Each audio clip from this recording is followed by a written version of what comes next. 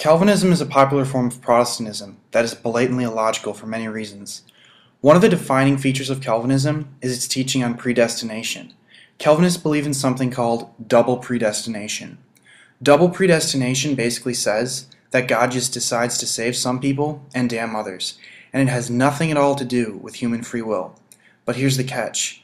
If you are saved by God, aka elect, you'll end up believing Jesus and being a better person. But the fact that you believe in Jesus and you're a better person has nothing at all to do whatsoever with your own free will. So basically, Calvinism teaches humans cannot participate in their own salvation at all. And everything that happens is predestined in the sense that God is basically controlling every iota of substance. Some Calvinists might disagree with that last point and say God only predestines things that pertain to salvation, so they might think that they could choose what they have for lunch and such things. So now we'll examine why Calvinists believe in double predestination, the belief that God basically chooses who goes to heaven and who goes to hell, for no apparent reason. Calvinists have 5 major points of theology, which they call the Doctrines of Grace, also known as TULIP. TULIP is an acronym. The T in TULIP stands for total depravity. Total depravity basically says that original sin, the sin we're all born with because of the fall of Adam, made us so bad that we are incapable of participating in our own salvation in any way. The U in TULIP stands for unconditional election. Unconditional election is the belief that God has chosen from all eternity who He'll save, but not based on foreseen virtue or merit in those people, but solely grounded on His mercy. The L in TULIP stands for limited atonement. This one's a little confusing. It basically says Jesus' death on the cross could atone for all humanity, but that it was only meant for the elect. The I in TULIP stands for irresistible grace. Irresistible grace is the belief that those totally depraved people whom God unconditionally elected will be given irresistible grace, a grace from God that will make them believe in Jesus and make them be a better person. And no matter how hard they try, once they've received irresistible grace, they cannot be damned. The P in TULIP stands for perseverance of the saints. This belief basically drives home the point that the ones God unconditionally elected, the U in TULIP, cannot be lost, and they will persevere. The logical breakdown of TULIP is this. They assert we're totally depraved because of original sin. Totally depraved, meaning humans can't participate in their salvation. So now we have a problem, because it's looking like this totally depraved belief is going to result in the conclusion that everyone's damned. But wait, the Calvinists are going to patch up the T, total depravity, with the U, unconditional election. So now the belief that all humans are horribly depraved creatures doesn't matter, because they believe God elects you unconditionally. So now, since how evil people are has nothing to do with whether or not they're elect, it seems like everyone's going to go to heaven. But that can't be true. The Bible's pretty clear that people do go to hell. So now the Calvinists have to patch up their U, unconditional election, with the L, limited atonement. So they say, Jesus' death on the cross wasn't meant for everyone, just the elect, who were elected for no particular reason. Calvinists just usually ignore their conclusion that God saves and damns people at random. But let's move on. The I, irresistible grace, and the P, perseverance of the saints, are basically redundant, so we'll skip those. Well, now Calvinists have a little theological setup. The Bible says people are born in sin, but that some people go to heaven and some people go to hell. And that's what TULIP says, so they're feeling pretty good. And TULIP says that God is just unconditionally electing people, so everything being totally predetermined and having no meaningful free will follows. So according to Calvinists, because of our original sin, we are totally depraved. And because we are totally depraved, we have no meaningful free will. And when free will is out of the equation, God would have foreknowledge because He planned everything directly. Calvinists deny that humans have meaningful free will, and they deny that God has foreknowledge in the sense that He sees what His creatures will do. And with this, Calvinists say that God has pre-planned everything from the beginning, and everything has been completely controlled by His sovereign will. Predestination can't work how the Calvinists say it does, for one simple reason. The whole premise of their logic is that everything is totally predetermined because total depravity destroyed our free will. But Adam and Eve didn't originally have any sin at all. Therefore, under Calvinist theology, they would not be totally depraved, and they would have free will. Well, if Adam and Eve had free will, then Adam really chose whether or not to take the fruit. And if the first choice of mankind ever made was truly an act of free will, then God didn't predetermine it in the way the Calvinists understand. Because if event A leads to event B, and event B to event C, etc., and event A was a real choice, an act of free will, then the events that follow event A cannot be predetermined in the way Calvinists understand it.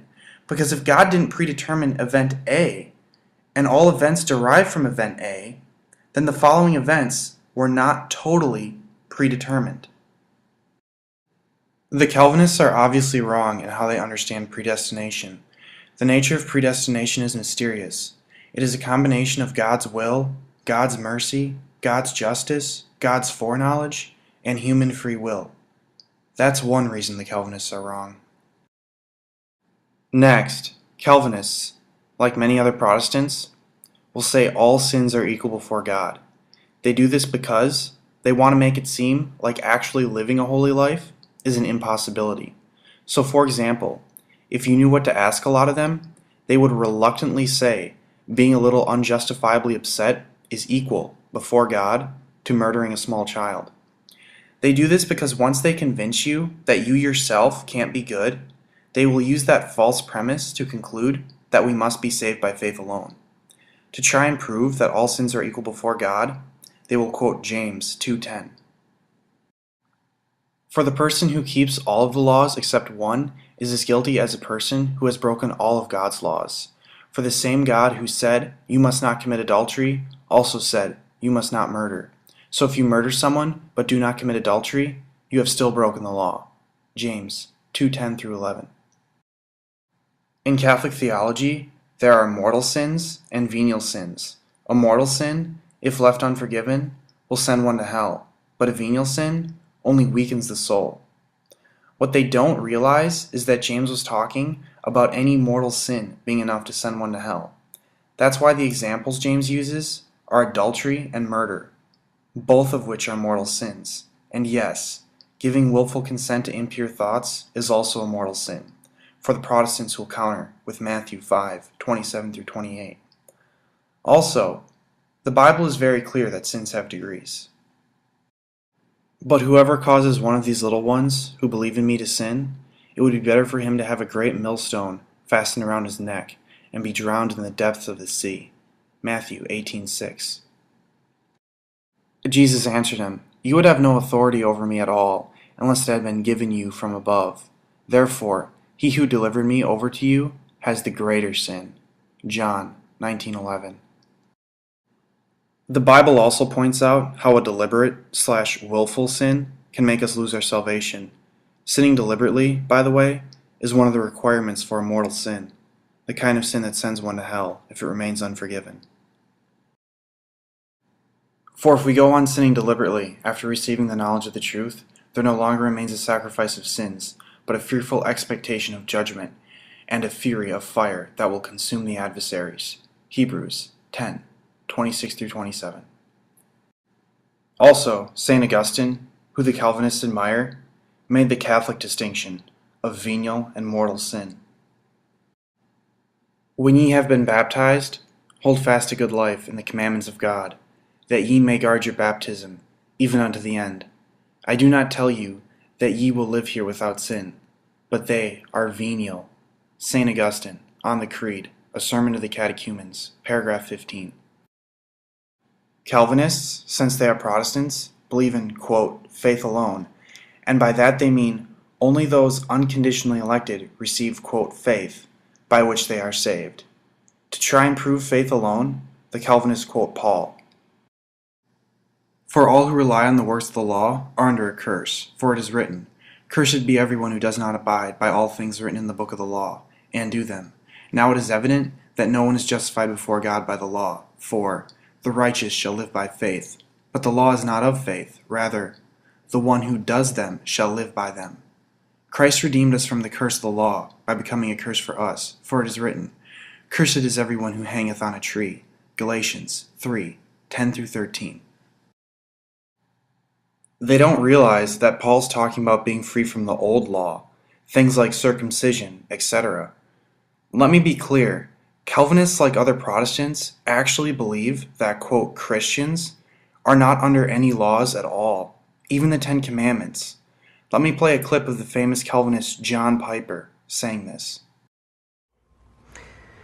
John, are Christians under the Ten Commandments? No.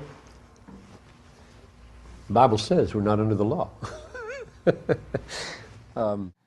This is obviously false, since Jesus Christ himself told us to keep the commandments. And he said to him, "Why do you ask me about what is good? There is only one who is good. If you would enter life, keep the commandments." He said to him, "Which ones?" And Jesus said, "You shall not murder, you shall not commit adultery, you shall not steal, you shall not bear false witness, honor your father and your mother, and you shall love your neighbor as yourself." Matthew 19:17-19.